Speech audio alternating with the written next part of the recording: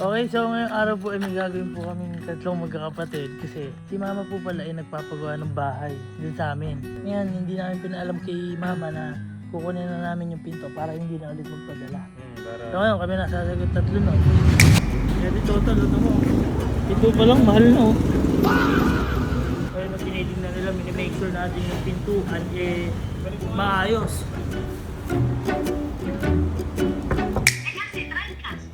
Ayun, nasa kanya. Wala sa akin, aray ko. Okay, so ngayong araw po ay may gagawin po kaming tatlong magkakapatid kasi nabalitaan ko ako, actually hindi ko talaga alam. Si mama po pala ay nagpapagawa ng bahay din sa amin. Kumbaga, tinutuloy lang yung bahay namin doon kung saan kami nakitira dati sa may San Miguel. Ngayon, di ko alam na ginagawa pala siya kasi meron kaming tigi-tigi isang kwarto doon eh. Meron si mama, ako, si Kyle, tsaka si Kuya Kenneth. Kumbaga, yun din yung first time na nagkaroon kami ng tigi-tigi isang kwarto. Kasi, oo, kasi lumaki kami kumbaga nagkaroon na kami ng utak na magkakasama pa rin kami. Kumbaga nahiwalay lang kami nung college na kasi. Ibang course ako, siguro nandun kay mama. So ngayon, eto, nabalitaan ko lang na nagpapagawa si mama ng bahay.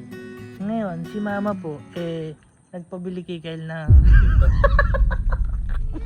bumay ka tita. Yung tita ko niya.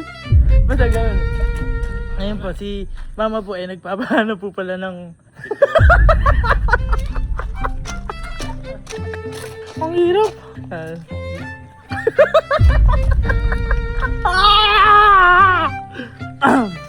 Okay guys.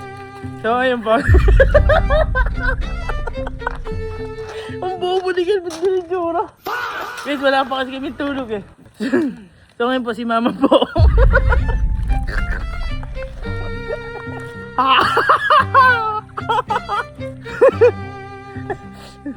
Okay guys, so si mama po kasi bye! Tulog muna kayo guys! Hindi namin natapos. Okay, so guys, si mama po nagpapahanap ng pinto. Ayan. Oy, tara!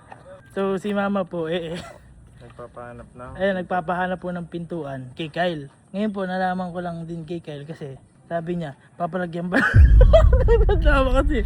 Sabi ni Kyle, papalagyan daw ba ng kisame yung kwarto ko kasi. Wala pang kisame. Wala pang kisame at papalagyan na ni mama. So ngayon, sabi ko, bakit ka ako? Kailan pa pinapagawa? Ngayon guys, yung bubong kasi namin, nakita nyo to, ayan.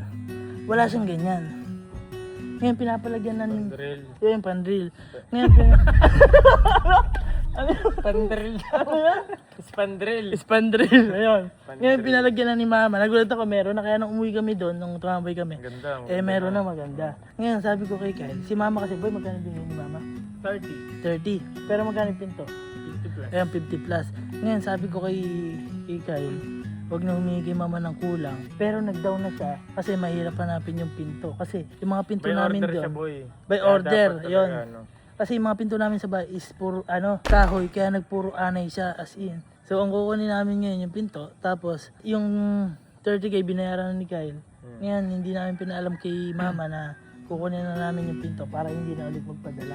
So ngayon kami nasasagot tatlo nun, para at least kahit paano, mabawasan na ng kahit 30k man lang yung gagastos ni mama. Kasi mahal na din yung paggawa ni mama sa ganun eh. Grabe si mama, simula grade 7 hanggang ngayon, tatrabaho din, no? Para lang mabuo yung pangarap ng bahay para sa amin. So, ayun. May sinabi din si mama, Ano sabi niya? yung titinginer na on doorknob.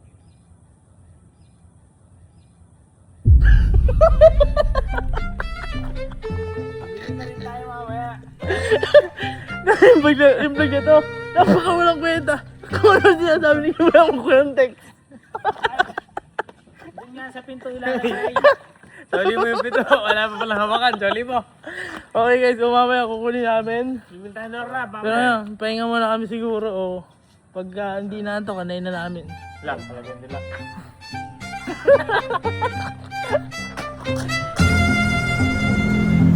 Okay, so sabi namin, sige lang punta na dito para tumingin. Ay boss, asa po pala yun? Yan po. Ay, ito na po. Ilan yan, boss? Ito yung hamba. Ito yung hamba. Alam mo yung hamba? Hindi. Hindi mo na yung hamba? Hindi. Ano ba yun? Ilalagay yung bagong pinto. Yung kahoy sa Ay, sa gilid. tangked. Oo, ito yun na ito.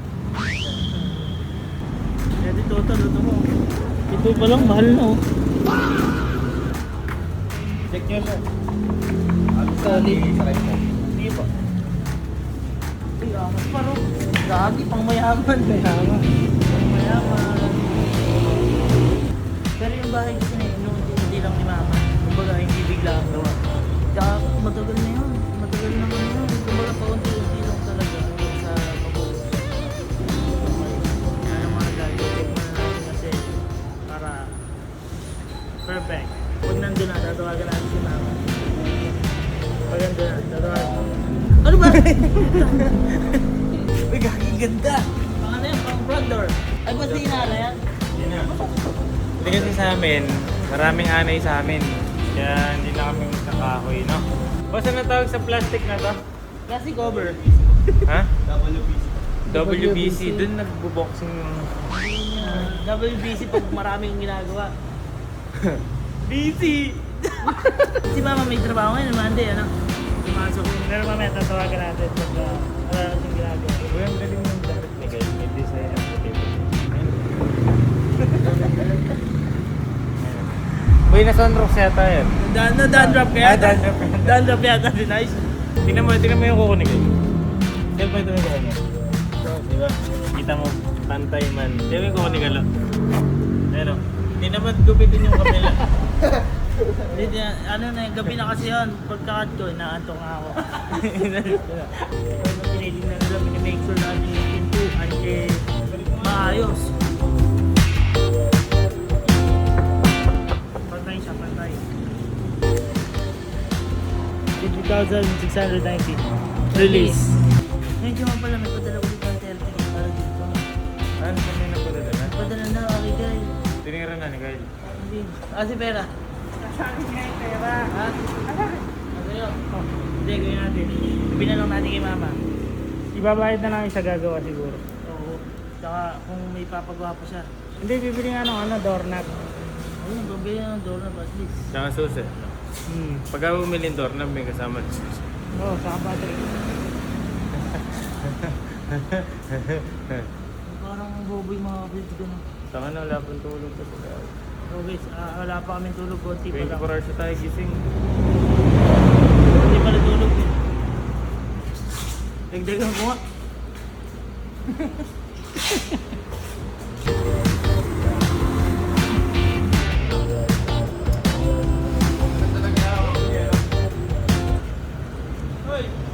Okay guys, nasakay na. Tara na. Dali mo na ako sa Bulacan.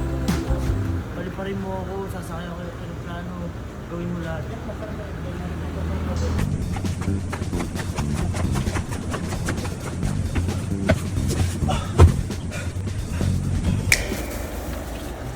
Pero matulog na.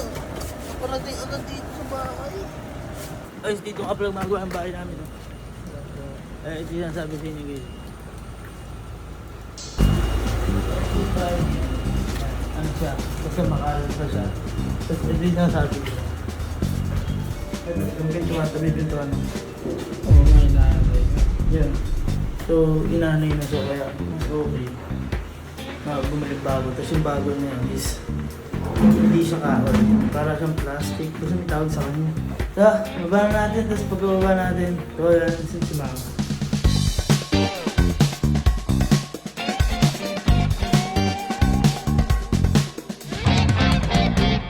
Lalabs! Man, nakuha na namin pinto. Magkano ang pinto? Di ba 50K? Di ba nagpadala ka nung una? Magkano? 30 yung pinadala ko nung una. Pinadala mo 30 ng una. Magkano yung dinaon mo? Ay, 25. Ba't 25 yung dinaon ni Kyle? 50%. Sabi nung nagbababayad. 25, 3 point something yun. Oh, 25.3. Tapos nagpadala ka ulit magkano? 30 ulit. 30 ulit. Si 30 mo. Doorknob ba? Si 30 mo. Bakit, Kai? Nakay Kyle. May wala sa akin. Yung pintuan, binayaran ko yung kalahati. Eh kasi, trial cash. Ayun, nasa kanya. Nasaan? Wala sa akin. Aray ko. Ma, sinagot ko yung 25 plus. O ngayon, saan pa gagamitin 30? Tinanong mo yung 25K. Eh, ataan yung pinadala ko. Ako na kay Kel, saan mo gagamitin yun? At magbabayad pa doon sa gagawa ng pin ko. Ayun na lang ang bayad mo dun. Eh, sige, tapos papalagyan ko ng waterproofing. Ano nga tawag doon yung sa roof na tumutulong dyan? Doon kasi. Kaya yung gamit. Ma, kung hindi ka nagpadala sa akin, babayaran ni Kalubo. Oo nga. Hindi ko kayo hihingin kasi meron ako ibang hihingin sa inyo pag nagawa yung bahay. Aray ko po!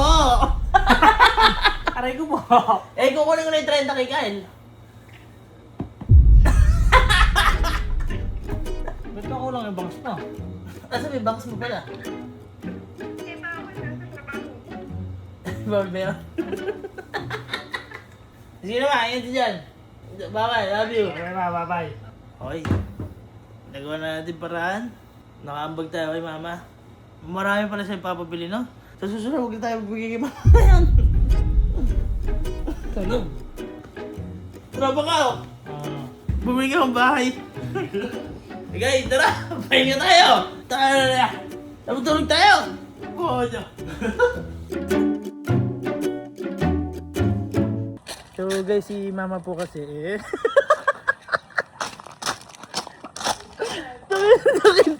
Ako na ka lang! Sige na!